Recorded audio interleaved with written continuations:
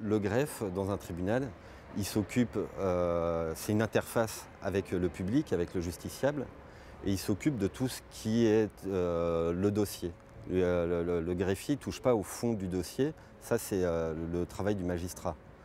Il va s'occuper du dossier, de lancer les convocations, de notifier les décisions, et il va également,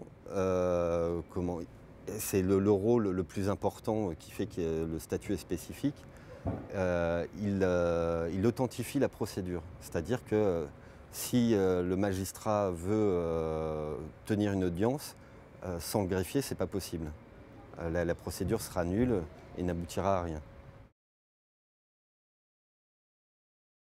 La réforme actuelle, c'est de faire du greffier un greffier juridictionnel, ce qui, pour nous, n'a pas tellement de sens. Le greffier va se voir attribuer une partie des compétences des magistrats.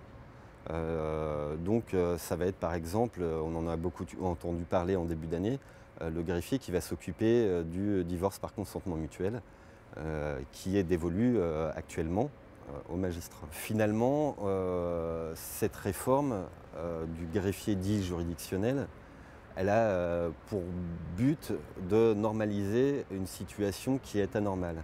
C'est-à-dire que dans certains cas, qui ne vont pas forcément être fréquents, mais dans certains cas, le magistrat va demander aux fonctionnaires de faire certaines tâches qui ne relèvent pas de ses compétences, mais qui relèvent bien des compétences du magistrat. Il y a une seconde partie dans cette réforme, c'est la création d'un tribunal de première instance. Le tribunal de première instance remplacerait le tribunal de grande instance, le tribunal d'instance et le conseil de prud'homme. On n'aurait plus qu'une juridiction sur un département, en gardant les sites, mais pour une meilleure lisibilité selon les actes, selon ce qui est proposé par la réforme, pour une meilleure lisibilité, nous on ne voit pas où est la lisibilité. On va avoir un pôle social qui sera à un endroit, un pôle familial à un endroit. Le citoyen ne va pas s'y retrouver. Ça, c'est une chose qui est certaine.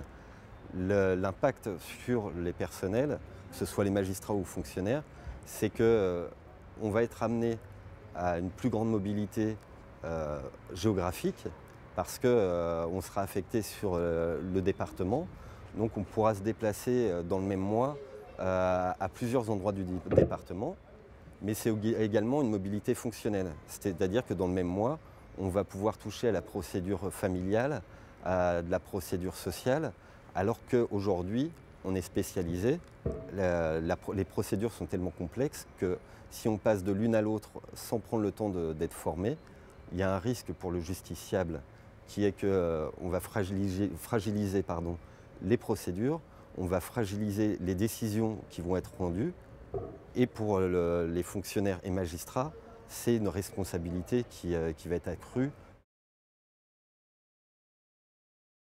En l'état actuel, on constate qu'avec les effectifs qu'on a, on n'arrive déjà pas à faire notre travail. Donc là, si on ne remplace pas à minima les effectifs qui vont partir à la retraite, on n'y arrivera toujours pas, ça sera même pire. Donc on demande un recrutement important de fonctionnaires et de magistrats. Ensuite, il y a aussi le volet salarial. Ça fait pour le greffier depuis 2003 qu'il n'y a pas eu de revalorisation. Ça fait 4 ans que la chancellerie, au gré des changements de ministres ou des élections présidentielles et les changements de gouvernement, qu'on nous malade et qu'on nous dit qu'il va y avoir des négociations qu'on attend toujours, qui commencent tout juste, mais qui ne sont pas satisfaisantes en l'état. La troisième et dernière revendication, ce sont de véritables moyens matériels pour travailler dans de bonnes conditions, ou en tout cas dans des conditions acceptables, ce qui n'est pas le cas aujourd'hui. Quand on a un fax qui tombe en panne, qu'on n'arrête pas de courir après des cartouches de tonnerre ou d'imprimante pour pouvoir faire notre travail, que parfois on prend des contacts avec d'autres juridictions pour demander s'ils n'ont pas une cartouche qui traîne, c'est pas possible, on ne peut pas fonctionner comme ça. En plus, ça augmente, ça accroît notre responsabilité sans commune mesure, parce que si quelqu'un est libéré, comme ça a été le cas à Bobigny au mois de février, la responsabilité du fonctionnaire ou du magistrat, elle va être forcément recherchée. La maison d'arrêt a envoyé l'appel d'un détenu sur un fax. La maison d'arrêt a reçu un accusé de réception. Donc pour elle, c'était passé. Alors c'est passé, mais en feuille blanche chez nous.